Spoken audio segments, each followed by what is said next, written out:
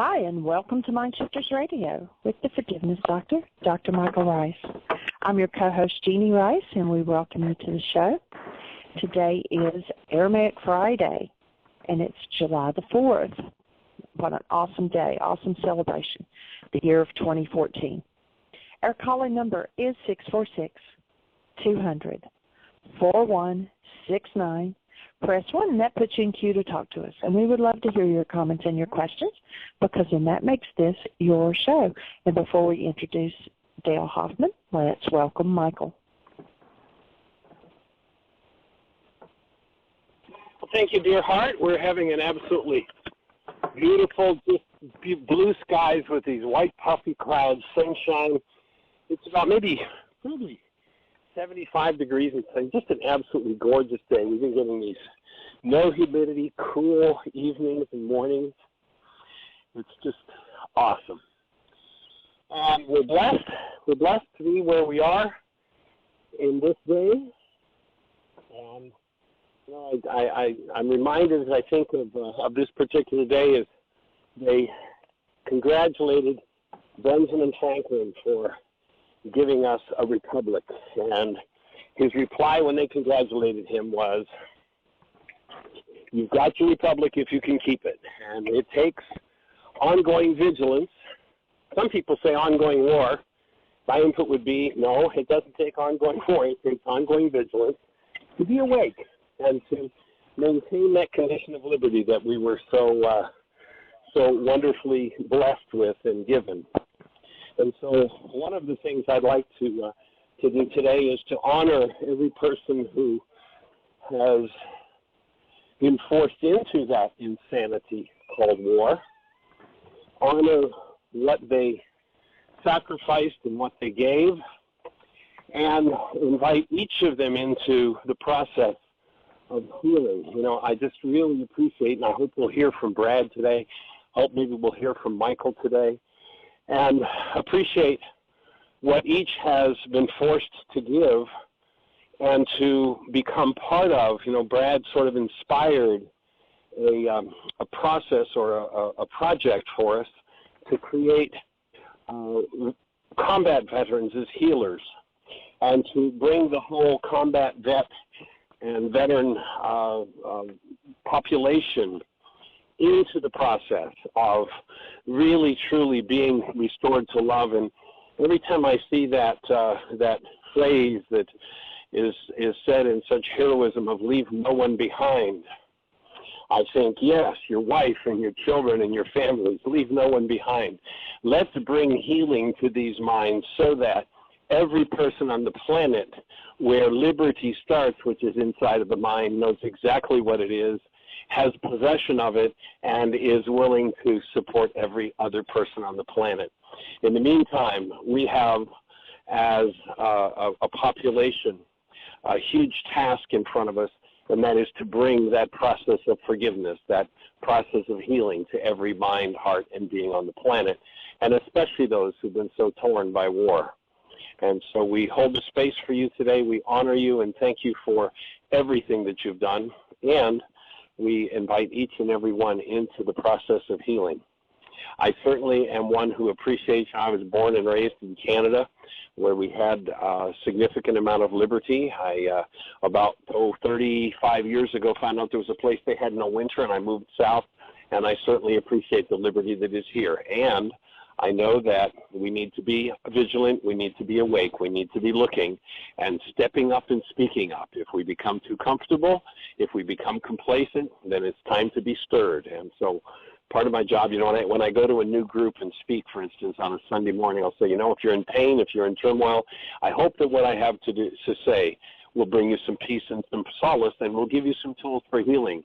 And if you become complacent, I hope I can stir some pain and some turmoil in you. And, of course, if you're feeling any kind of pain or turmoil, then it's stirred in you.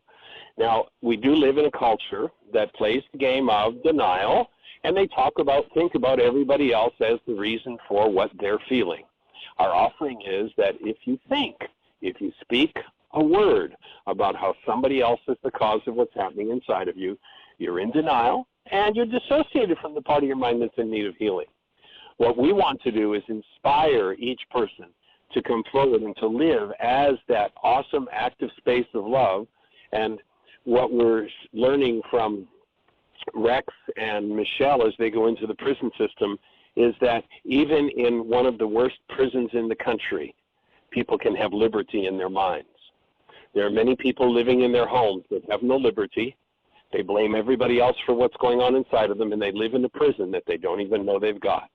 And our invitation is to learn forgiveness, to engage in the first century Aramaic process of forgiveness, which is how to be restored to that awesome presence of love that you were designed to be. And that process has nothing to do with anyone else but you. Forgiveness is a tool that you apply within your own mind. If you think removal as opposed to letting somebody off the hook, then you're getting on track with the forgiveness process. If your mind, if your physiology is capable of any form of hostility, fear, resentment, rage, guilt, or grief, then we invite you into the process of forgiveness, and we are absolutely here to support you. The way we establish what a human life is simply to invite you to hold or remember the first time you held a newborn child. And it's always awesome to be with somebody who's in pain and turmoil, and that someone has had children. And to ask the question in the middle of their pain and turmoil, do you remember the first time you held Johnny, Mary, Jane, and a calmness and a smile comes over their face? And each of us can tap into that presence of love in us and live as that. And if we're not capable of it, all we need to do is engage in the removal process, removing what is in us that never belonged. It's called forgiveness. If you're interested in learning more about that process, if you have not engaged in it yet, then we invite you to go to our website, which is www.whyagain.org. And if you look in the middle of the page, you'll see a bullseye. Click that bullseye, and that bullseye will take you into a whole series of links for how to forgive, how to remove what never belonged in your human experience. And that is any form of grief, rage, hostility, fear, sadness, or pain. So we invite you to go to our website, pick up the tool, put the pen to the paper, and go to work. It's an awesome process. And again, we're honored and blessed to have everybody with us that's here. Jeanie, I know you're anxious to get down to the river, and so we'll just say a quick hello to Dr. Tim and see how he'd be, and if he's got anything to share with us before we invite Dale Hoffman. I want to say Dr. Dale Hoffman. Actually, Dr. Tim's not with us. I think he had some family things going on today. But we do have Brad on as well as Dale. Cool. Well, let's say hello to Dale and welcome him. Dale Allen Hoffman is our resident scholar in practicum. Dr. Hoffman, I would prefer to call you, but you know, you certainly deserve that title, though it hasn't been perhaps conferred upon you yet by anyone but me. But what you're doing is absolutely awesome. And I don't know if you know who Brad is, but Brad is a young man who's Native American, been through a lot of hell in that regard, and then became a Vietnam combat vet and is now teaching forgiveness within his combat vets group. So he's with us, and being Liberty Day, I would love to have him be part of our conversation, but let's welcome Dale first. Dale's website, if you want to tap into his work on a deeper level, is www.daleallenhoffman.com. How do you do, sir? I'm doing beautiful. You know, you spoke of that day that you're having. We're having the same day here. It's a big, huge, wide-open blue sky with puffy, billowy clouds, and it's really sunny, but it's really cool, and there's a little breeze. It's perfect. It was kind of intense for a couple of days here with the heat, but it's supposed to be really nice tomorrow, too. Beautiful day. I literally walked out this morning and was, like, playing with our little girl in the front yard, and I was like, wow, it's the most perfect day. This is the best day ever. Yeah, well, yeah, it went over 50 degrees here last night, which is pretty unusual in July. Yeah, but last night was, I think we were I don't know if we were in the 40s, but I don't think we were far from it. Very breezy, very chilly, yeah, and it was nice. So, yeah, I woke up with, I was going to say, I woke up with a thought on my mind this morning about a friend of mine, actually, that it was, I guess it's been about a year ago. Maybe it was August of last year, or maybe it was a little before that. And my friend Richie had died, and his, I had found out like literally, I think I might have talked about this on one of the shows before, like 5 minutes before a toning circle I was doing in Ohio, I got a text from one of his family members that said, you know, Daddy's gone, and I'm like, okay. So I sort of sat there and I'm like, well, I'm not going to stuff it under, so let's process it with everybody. And I walked out there, you know, for the event. It was a home gathering, and I just out of nowhere, I said, well, we're going to tone a word today, and the word we're going to tone is kiaruta, and that's the word freedom. And it's interesting, though, and I'll explain why I did that in terms of Richie, but it's an interesting word because it means freedom, it means liberty, it means emancipation, but it also means manumission. And manumission is a word that's not in the English language anymore. What it actually means is for a slave owner to free a slave. I thought, well, wow, what an interesting thought there, because, I mean, we're a slave to our own unconsciousness is what it is. And, of course, there's really no slave, and there's not even really, I don't believe, a pure unconsciousness. It's like we lock it outside of our own minds. But Richie was, a lot of people on the call might know who Richie is. He was the first guy to play at Woodstock, Richie Havens. And, he went out, and 500,000 people or however many people that they had there, and I believe it was the Jefferson Airplane that was supposed to play, and then somebody else, and they couldn't get anybody out to the site, and they started renting helicopters and stuff, and they're flying all these people over the top of Woodstock, actually, which is like, geesh, that would be, if this is 2014, that's what, 45 years ago, I guess, and next month. I remember hearing about that, Dale. Yeah, it's kind of, I think a couple people heard about it. But anyway, Richie goes out on stage, and he sings, Michael Lang, the producer, just basically pushes him out on stage and says, guess what, you're our boy, you're the only one here. So Richie goes out there terrified, and he sings for, I'm not sure exactly how long he sang, and he sang every song that he could think of. And then all of a sudden, he just sat there, and he's looking out on the crowd, and he's talking, tuning one of his guitar strings, and he's like, well, okay, let's just go for it. And he just starts playing this chord, and he starts playing it, and he's like, has no idea what song he's going to play. And then all of a sudden, he starts singing Motherless Child, which, of course, is an old spiritual. And but he starts playing the chord part for it. But the first words that came out of his mouth, and he was looking out at the crowd, was freedom. And he starts singing that word freedom. And, of course, it's iconic. It's an iconic performance now. And then goes from that into Motherless Child, which, of course, was the last song that he knew, so he didn't have anything left. But, man, it was so powerful because Kiabruta, to tone that word, it's not necessarily a word that's tonally really rich, I think, in terms of toning. But the idea of that, it was so, I went through like what I call real-time forgiveness, real-time healing, in the toning of that, understanding, you know, the basics of forgiveness. You don't just do toning and all of a sudden go through the process. You have to understand that process, I believe. But it was just amazing, and it was an amazing night, and something that I actually filmed, and then I don't think I ever actually posted it. I was like, no, that's a personal thing, and I'll just kind of keep that for myself. But, yeah, so I woke up with Richie on my mind, and that thought of that word manumission, you know, the freeing of the slave, and it kind of makes me wonder, you know, who's the slave owner and who's the slave in terms of our own subconscious or unconscious mind. You know, it's all just a game that we're sort of come into this world and we don't have a rule book, and then when we do have a rule book, we screw it up and we turn it into theology and religion and, you know, little sort of afterlife promises and things like that. And anyway, just my little thoughts of where I woke up today. Cool. Well, let's say hello to Brad and welcome him before we get into the Aramaic aspect of the show. Brad, are you with us, sir? Yep, I'm here. Hi, everybody. Awesome. Welcome. We're delighted to have you with us and honor everything that you sadly were forced to do in the process of war.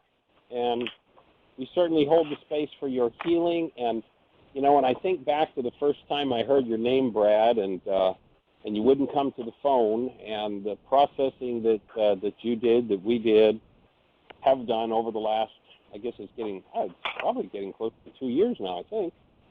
And then, the day that you called and said, I'm starting with the combat vet with forgiveness, it's just, it's like, it lights up my life when I hear about that.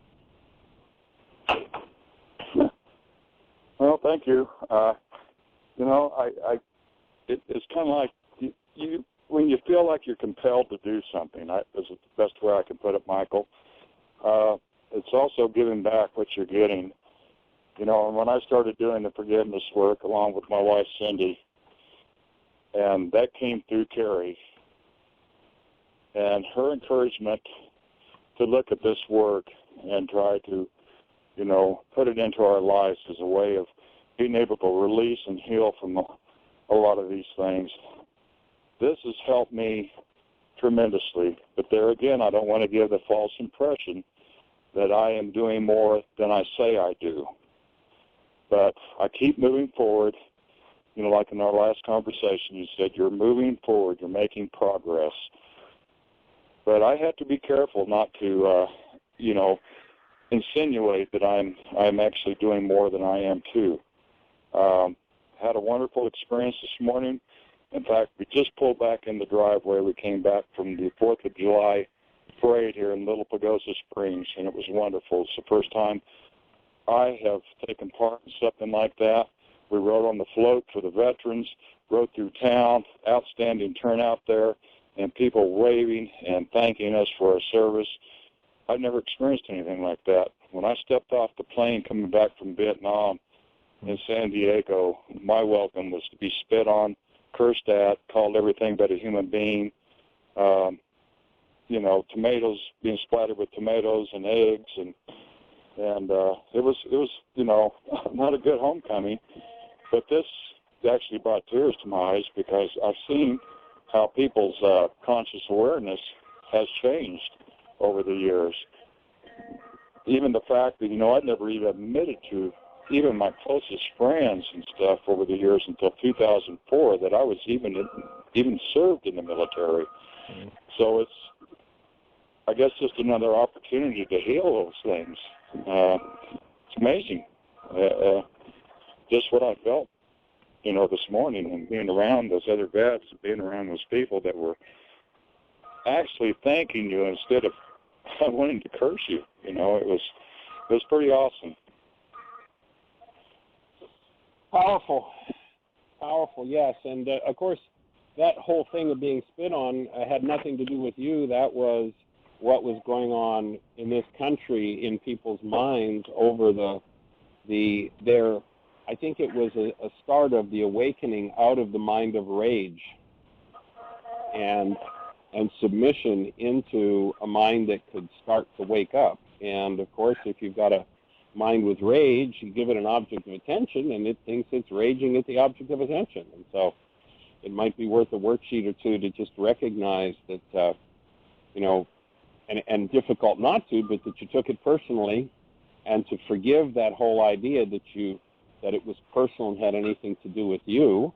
And that might clear another pathway and another space, not only for you, but for all vets who've been through that, because, that was the case with virtually everybody that came back. And again, it had nothing to do with them, but it's certainly a load that most carry, not realizing that it wasn't about them, and taking it personally. And, having been beaten and abused into that whole game, just go through military training and you've got post-traumatic stress disorder, like, no question about it. If you've not watched the movie, I suspect you probably have, but if you haven't, you might want to watch it with worksheets and breathe and watch the movie Full Metal Jacket. That's the next level of post-traumatic stress disorder for people in our culture. And it's time for us to start to move in, for somebody to get brave enough and courageous enough to undo those energies and to move us forward. I've actually watched that movie twice. The last time I watched it, Cindy watched it with me so she'd get a better idea of an understanding of what I talk about sometimes and what that training, how awful it could be. And, the guy that finally snapped, that happens too. So that and that portrayal of it was dead on. I've got to say, I saw guys snap at times, and it wasn't pretty. The results of that. Well, if you look at what we know about the power person, that when we have somebody who's got more power over our lives than we do, and that person is not functioning as love, the average person is left their whole lives in doing behaviors based on that power person. And the behavior they do and depending on the level of stress, when there's no stress, they do whatever they did to get along with their power person. When stress starts to build, they do what they did to resist and survive with their power person. When they become ultra stressed, they do what the power person did to them that they hated most. The whole process of military training is to get you to shift power person. And that guy who snapped didn't really snap. He was under stress. And when his stress rose to the level where he could no longer handle it, he went right to the power person behavior he'd been trained to do by his superior, and that was kill. Of course, his superior didn't intend for him to turn the kill on him. He wanted to put it into him for somebody else, but when the stress goes to that level and you turn to the power person behavior, and basically the whole idea of military training is shift power person. And the undoing of that power person dynamic for the average person, for a vet, there are two layers of that to be undone. There's their original power person, which was usually a parent, and then there's whoever trained them in their military tactics is another power person. So they've got a double layer, double whammy to work through, and so we're here to hold the space and move it forward. Dale, how does that fit for you and what you've come to understand from the Aramaic? Do you have any input on this whole conversation? It brings up a lot of memories of seeing that movie a few times. I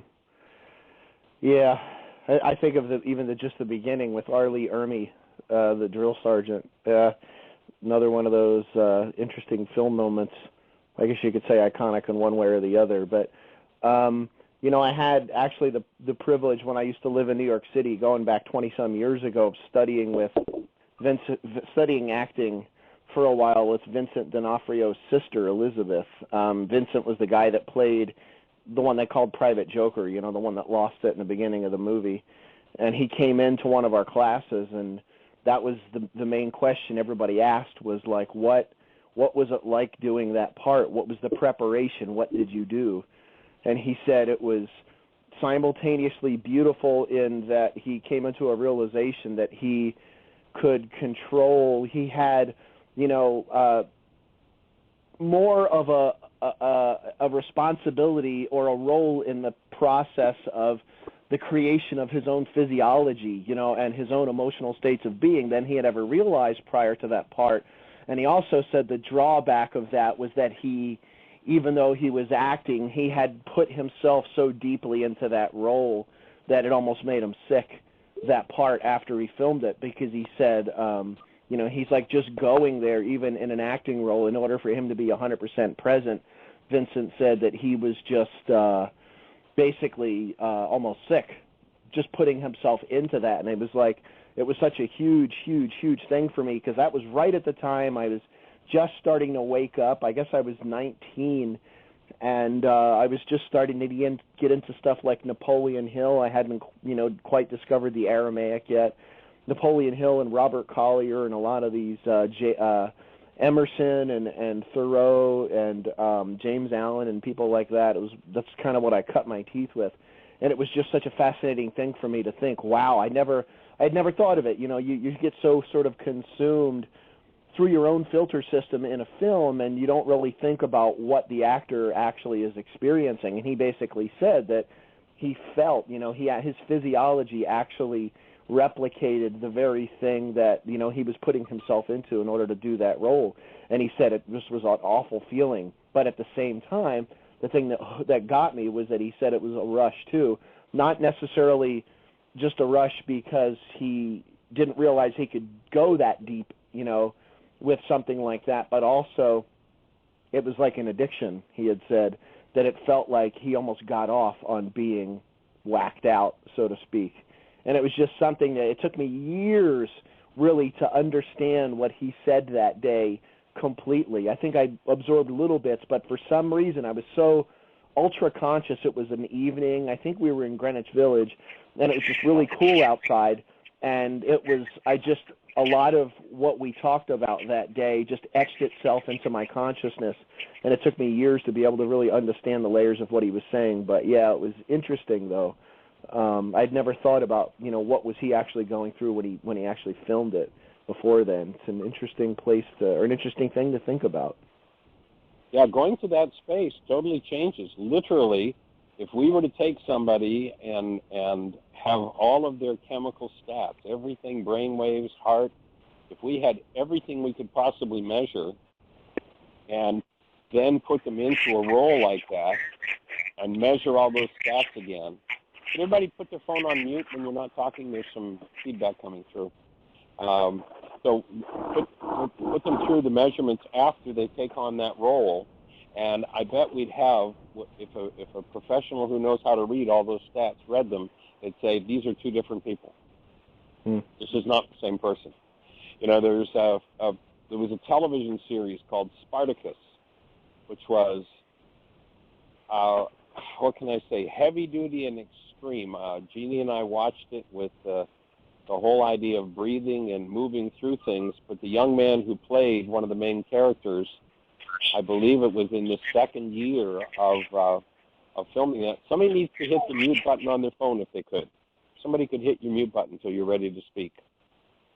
I think Jeannie has probably gone down. She's at the family reunion, and everybody's waiting for her down to the bottom of the hill to have lunch. So I think she was going to get us set up and head out. So, but anyway, if everybody could just self-mute when you're not speaking.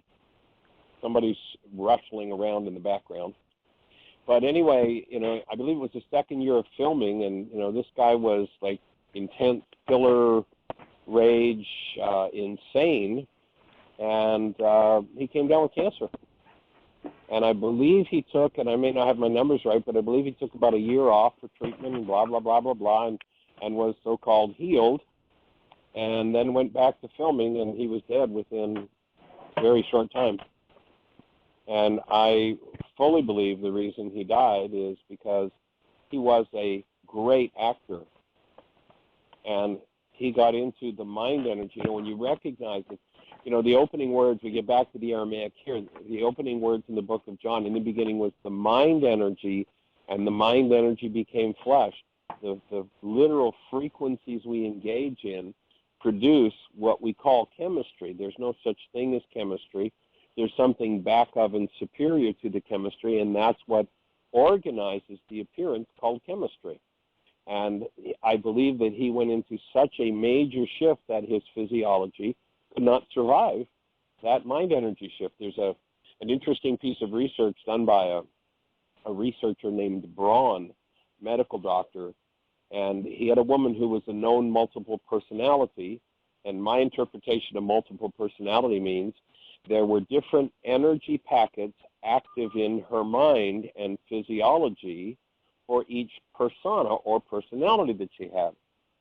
So they would take this woman who in her normal personality has diabetes, they would be measuring all of her stats, and then they would induce a personality shift. Usually in a multiple, to induce a personality shift, you do something threatening. The multiple tends to have a different persona, a different mind energy packet that governs their physiology, their chemistry, their emotions, their thoughts, their feelings, everything, different separated mind energy packets. And usually it's people who've been severely abused, and the number of types of abuse they've had tends to determine the number of different personas or personalities they have.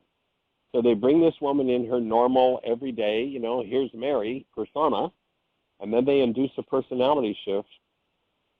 And all of a sudden, the woman who literally 30 seconds ago had full-blown diabetes, if she doesn't get her insulin every day, she's dead. 30 seconds later, there is no symptom, there is no trace, there is no track of diabetes. If you gave her insulin, it could kill her. And that's the power of this energy stuff going on within the human mind. And what we're looking to support on the planet, as it was understood 2,000 years ago, is that most of these, what we might call energy packets that run people's minds and lives, their personas, their personalities, are totally and completely unconscious. And in those unconscious states, when one of these personas or personality sets is activated, they function according to that personality set. And if they're murderers, then they're murderers. If they're, chicken, then they act in cowardly fashions. If they're ragers, they rage. If they're in terror, if that persona is based in terror, then they go into terror. And when you recognize that we all have our own mind energy packets, some of them more separated from others, the idea is to consciously, purposely develop the awareness and the skills to go into those energy packets and dismantle them. In the ancient Aramaic, that was called dying, where Yeshua says, in order to live, you've got to die. He's saying, in essence, my long form take on that, and I'd love your thoughts on it, Dale. My long form take on that statement of to live, you've got to die. He's saying you're functioning out of an energy packet that isn't you. You think it's you. It's what you come to identify with. It's what you call yourself. But it's a lower case self that is only a resident set of frequencies within your physiology. And when activated, it runs your life, and you think that's who you are. And that takes you out of awareness of who you are, and who you are is that newborn presence of love. And when you lose that presence of love, you've lost your life. And you are enslaved to these mindsets, these energy packets that never belong. And so in order for you to come back into full expression and existence, being that which we held as a newborn, you've got to dismantle, that is, forgive, the energy packet that was put into you by the military, by your power person, by your genetics, that is not who you are. And it's the process of forgiveness that enables that to happen, empowers that to happen. For your understanding of, in order for you to live, you've got to die, Dale, from the Aramaic.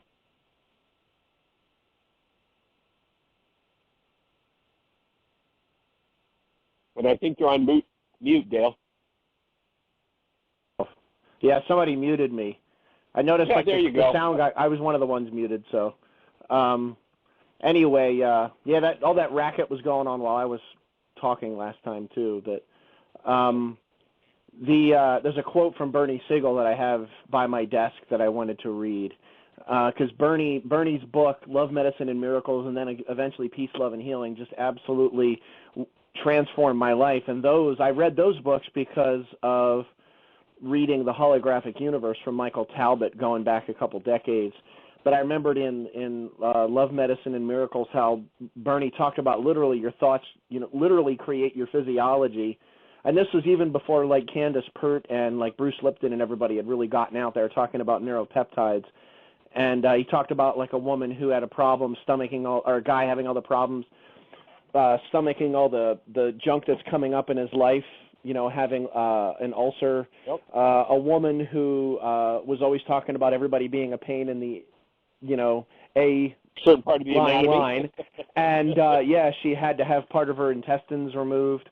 But he talked about literally the speaking forth, of course, especially through sarcasm, which you can talk about, was literally creation in the body. And I have a quote that's right next to my desk here from Bernie because he's been such an influence on my life. He says that disease is surely one of the ways in which we are tried by life and offered the chance to be heroic. Though few of us will win Olympic gold medals or slay dragons, disease can be the spark or gift that allows many of us to live out our personal myths and become heroes. And the thing that really, pops for me in a lot of ways is myth, because I remember when I first wrote this quote down 20 years ago, I looked at myth differently. To me, myth in my head was, at that time I hadn't gotten into Joseph Campbell, who I just adore now, but I had at the time thought of myth as like, our own fake stories in our head kind of a thing, when I didn't realize until years later, as an example, when I was really thinking and meditating and pondering the word and milta and that mind energy, I realized that it had a mythic feel to it, in that the myth is that part of whatever it is that is obvious to us, whether it's something we like or don't like, whatever's obvious that creates in our life, whether we're for it or against it, is completely meaningless. All that matters is that we have thoughts that are there, we have the feelings, the emotions connected to it, and that creates. And all those different thoughts about death, it's literally insane that here we are a couple millennia later talking about a physical death of a human body, and it's that's the amazing thing, that maybe that's what it's going to take for some people before they figure it out, and maybe it's a little too late when that happens. But of course, that's the death of what Yeshua, I talk about it all the time, called the ape. And the sound pei in Aramaic, it's a letter. It means to puff up. It means to puff up around your mouth, like to put your fingers in your mouth and puff up your cheeks, or to like basically blow out hot air is another way you could put that. And of course, that ape was the word for hypocrite, veil, persona, mask, actor. It was all the same. That's what's got to die. It's, the quote that it's my own. Something I've been saying the last few months to people is, it's realizing that when we look into the mirror, what is viewing or what's observing that reflection in the mirror is not separate from what's in the mirror. And yet what's in the mirror is not it. It's not the consciousness. It's simply our mind creating that, persona in the mirror. Now we start to look in the mirror, and you see this absolute insanity in Hollywood lately, where you get these gorgeous, can't imagine more beautiful woman than, like, say, Nicole Kidman or Meg Ryan or Jessica Lange, all these beautiful women, and you look at them, and just to whatever they think they need to do in terms of staying working, they mess with all this plastic stuff, and they become just bizarre.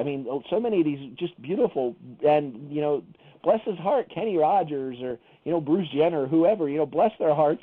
But at the same time, it's like, wow, you are not that reflection. That reflection is not separate from you. In fact, what you see as a reflection really, in truth, does not even exist. And it's that's got to die. It's the ego. It's the edging God out. It's the veil. It's what Eckhart Tolle calls the pain body. And, somebody sent me, I'm not going to mention the speaker because I don't want to slight somebody, but I'll say, in that way. But someone sent me a video of, like, a new thought person who's within religious science mostly. And he was going through, and someone was asking me about, like, because he said something about this is what Jesus was really about. And I'm like, oh, please don't. I don't like it when people ask me questions like that, because it's like I don't want to, I just rather go in, find what's, what it resonates in me. It's not something I want to go out and talk about a lot, in terms of the person who actually said it. I'm not here to blast people. But it was an interesting thing that he said something very interesting, and I actually wrote the quote down. He said, I do not have to forgive enough. I do not have to let go enough. And I thought, wow. And then the next thing he said was, Jesus did not say that you need to give up this or you need to give up this. And I went, wow. I was sitting there going, wow, how far off could it possibly be? And that's the thing. And I understand where this guy was coming from, is that we already are whole, we already are complete. And yes, that's true. But yet, if you're in a human body, in one way or another, you're still coming through that filter of the mask in most of your life. And to say that it's not there or that it doesn't exist is turning away. And turning away is not being holy. Turning away is not being the light. Light looks at everything. When you turn away, you're actually exemplifying darkness. When you say, oh, that's not me, that's somehow outside of me, it's an interesting thing, though. But the thought when he said, I don't have to forgive enough, I don't have to let go enough. He said, you don't have to, one of the phrases, will let go and live God, and you never have to give anything up. I thought, wow, that's very interesting. I understand where he's coming from, but at the same time, and it was interesting because when he was making these statements, he was really, angry. His eyes were bulging out of his face, and his face was red. I was sitting there going, wow, this is so fascinating watching it.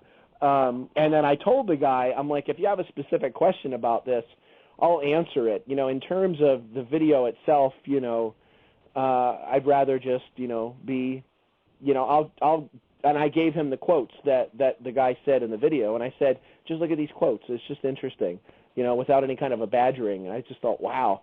But it was so amazing because 20 years ago, I'd have been looking at that going, oh, rah, freaking out about it. Now I'm looking at it going, oh, my God, this is so fascinating. And seeing, I'm like, wow, there's got to be, I wonder if there's something in me that still has some sort of edge of that and stuff like that. So it was fascinating, though. But, wow, what a loss that we don't realize. I love, there was something that Peace Pilgrim had said once. A friend of hers named Andy had asked her once, about any kind of really deep spiritual experiences that she's ever had, like what was the deepest experience she'd ever had. And it was interesting because what she said to him, she said, I died once, but I only died to myself. And Andy said that it took him a decade to even begin to comprehend what she had said to him. I died once, but I only died to myself. It was like, wow, what a statement. Yep. Simple and pure. For sure. Powerful, Well, that word myth, to me, is just a word for an energy packet, a mind energy packet that comes with our genetics, and most people in a certain culture carry that myth, and then there are certain myths that virtually everybody on the planet carries. And all that is mind energy that comes with our genetics and that we play out or play through. And for someone to say we don't need to forgive enough, and of course, oftentimes that word forgive, they're thinking in terms of letting people off the hook, and that's true. We don't need to let people off the hook. We can choose to pardon them, but the forgiveness, if there's a myth of, the dark side, which everybody carries as a myth, forgiveness is what you apply to that myth inside yourself, that dark side, to remove it. And as you do, your physiology shifts in accord with it. If there's a disease process that goes along with that particular myth, and you forgive that energy packet in you, then the physiology that's diseased by it shifts in just an instant. And I'm in full agreement with you on Love, Medicine, Miracles. You did a great job of putting that together, and the depth of understanding that comes from the Aramaic is just amazing. And there's the work. And in this context of this conversation with you, Brad, on taking it to combat vet, how many myths has the average combat vet bought into? Gee, I killed somebody who was innocent. I'm bad. That's a myth. That's a reality that's held in people's minds, that until forgiven, this person's going to function. Part of their persona will be, I'm bad. I'm guilty. I'm a killer. There's no such thing as a killer. There are people who have a persona that when it's activated go into kill mode, yes. There are power persons who purposely instill those in people, and I wouldn't want the karma of those who install that mindset into other people, because the karma, the energy of that in one's own physiology has got to be just a horrendous disaster. But that's just one more thing to be forgiven. The truth is, hold a newborn child and you know the truth about human beings. All the rest of it, if it's any different, is just another myth. It's just another mind energy packet. And to get to the point where you remove and forgive those dynamics is key in the whole process.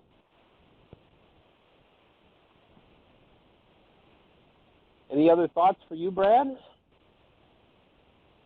I had an interesting thing happen a few days ago when I paid a visit to a vet. He's not a combat vet, but just to kind of throw it out there, he told me that he had so much shame and guilt wrapped around himself because he was a Marine Corps and he was trained for combat.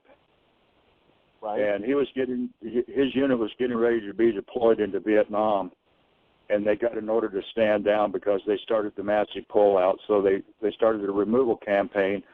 So they were all told to stand down. And he told me that what he has so much guilt and shame around was that he did not get the chance to deploy, actually go in and start the killing. And it about floored me. And he says, I know I should be counting my blessings. I never had to do that. He says, but I don't feel whole. I don't feel human. I don't feel like I did what I was trained to do, and I let everybody down. And, you know, I in earnest tried to get him to see through that, that you missed nothing. You missed nothing. So the shame and the guilt that you feel for not having filled that obligation and felt like you never got a chance to do what you were trained to do, I said, man, you've got to step back out of that and see it for what it really is. And yes, count your blessings that you never had to do such a thing. That was a shift for me. That was a huge shift for me to see it, you know, from the perspective of somebody else like in that way. That was big. Yeah, that's pretty powerful. Two things that I would see in that circumstance for someone in that position is, one, that probably there's some survivor guilt that others died when he, in his mind, should have been in there doing it, dying, fighting.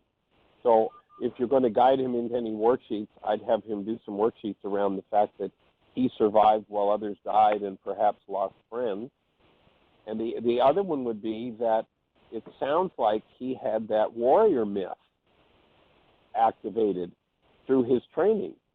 And the warrior myth is, you know, I do not have honor, I do not have existence unless I am in war, unless I'm killing. That's another whole mind energy packet that needs to be forgiven in order for him to be able to remove that energy is the forgiveness process, and then to be able to once again realize himself as this awesome active presence of love that he is, even though he's got this myth and this persona that cover it up. And so as he can work through and let go of those things, then things are going to shift and change for him. Yeah, he's pretty locked into his stuff. Haven't we all been? Yeah, he's got a file that's probably about 10 inches thick. I've never seen a file that big. On one bet, he's got a lot of difficulties going on a number of levels. But you know, to hear that story about how he was feeling about that, you know, I know a lot of it also came, you know, from his father, who was he was raised as an Army brat. And I know his father probably put a lot of that into his head as well, and he acts out on a lot of that as well. Well, here's what I know, Brad. I know that in your being, you can tap into Ruka and know exactly what to say to help open that part of his mind to be forgiven and to be freed from that.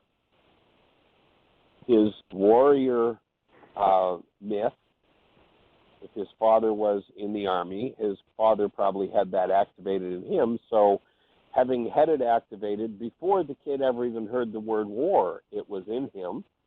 And then as a small child, in utero, birth, you know, first year, second year, third year, fourth year, just being around Dad with that energy packet, so to speak, active in Dad, would resonate that same energy packet out of the genes of that young man, of that child.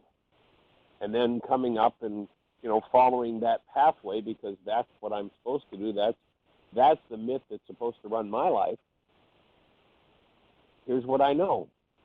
You're capable of getting quiet enough and listening in his presence and knowing exactly what to offer him to help that to open and shift. Yeah.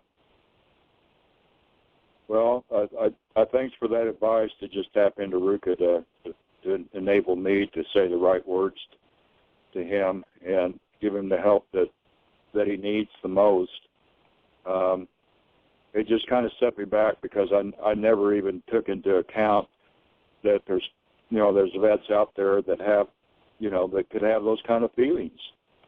I saw sometimes when I was in service, when they would send us a new man in, and he just came right out of training, and he came in locked and loaded and ready for bear, and you had to kind of try to diffuse them a little bit because they were ready to go. I mean, they were ready to shoot anything that moved, and they didn't care what it was, and you had to try to bring them back to earth a little bit, so they weren't a danger to everybody there.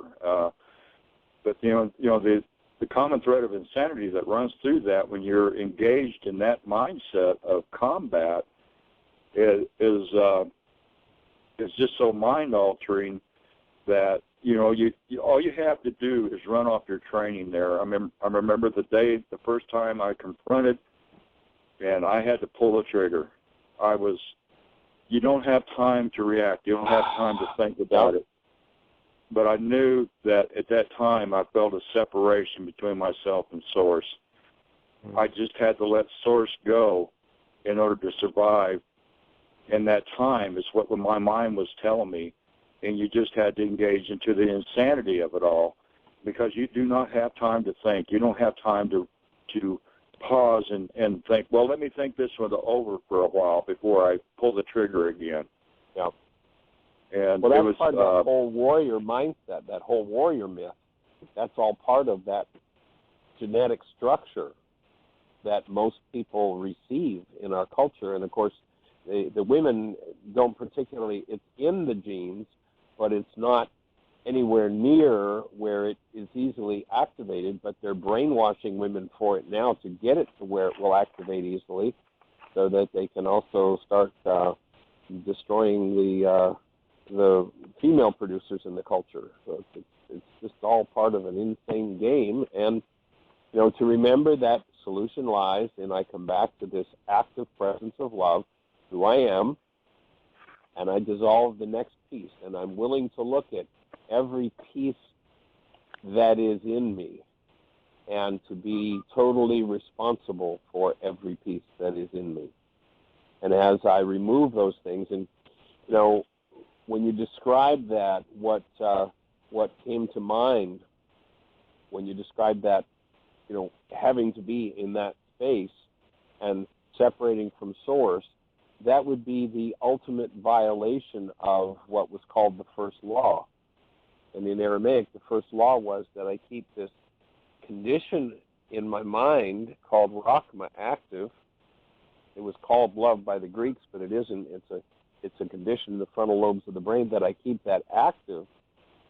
And as I keep that active, then I function from a different level of mind than instinct, which is, what you're talking about, that instinctual training, that which has been drilled in with such fear and such trauma and such manipulation and such precision that mind energy packet, so to speak, takes over.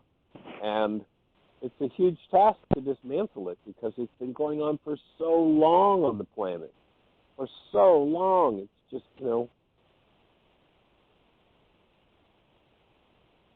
Yeah, it's... So we open the space.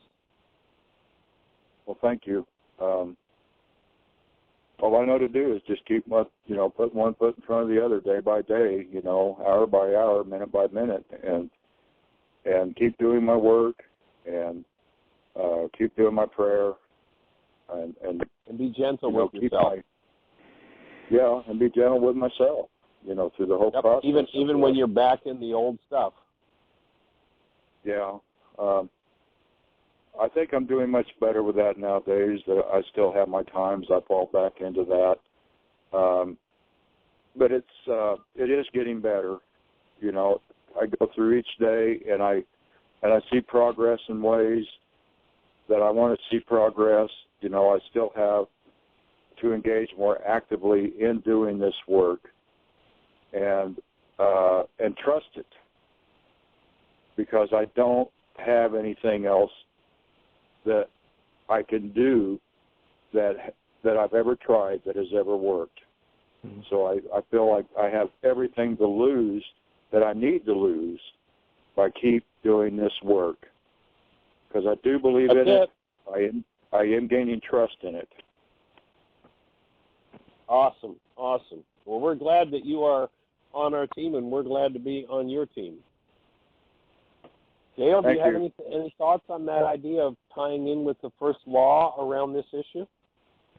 I think you guys really put it right on the head. You know, the one thing that's been coming up for me is how when I spent so much time deep in, you know, my fascination of the Lakota culture, how most of their teachers say, you know, the white man was pretty good at sort of resonating the warrior out of the basket, but not so well at helping put him back in. And one of the things that was so different about the native cultures here in what's now called America, when the Euro-Americans began plowing over them, was that the natives, what they did in war, the whole gist was to get as close to an enemy as you possibly can in battle and literally look them in the eye and to be able to live, to tell people about that. In other words, it wasn't about killing people, although people did sometimes die. It was about letting them know that your medicine was stronger. I am, basically more in clarity, and that's the thing is, in the West, in so many ways, it's like we get in there and we stir it up, and down the last 30 seconds, Dale. Okay, yeah, we stir it up, and then it's like, especially in the case of Vietnam, we cut the rope on them and say, oh, well, it doesn't matter, it doesn't matter. And people didn't realize they weren't just fighting against the war. In a lot of cases, they were fighting against themselves. And I mean, even the people protesting, the ones who were coming back, who actually laid their lives down for us. So it's insanity. Time to wake up. Time to wake up, and we hold the space that this July 4th is about each of us regaining the true liberty that comes with having a human life. And in the meantime, bring a stranger to the show on Monday, Parent Teacher Talk.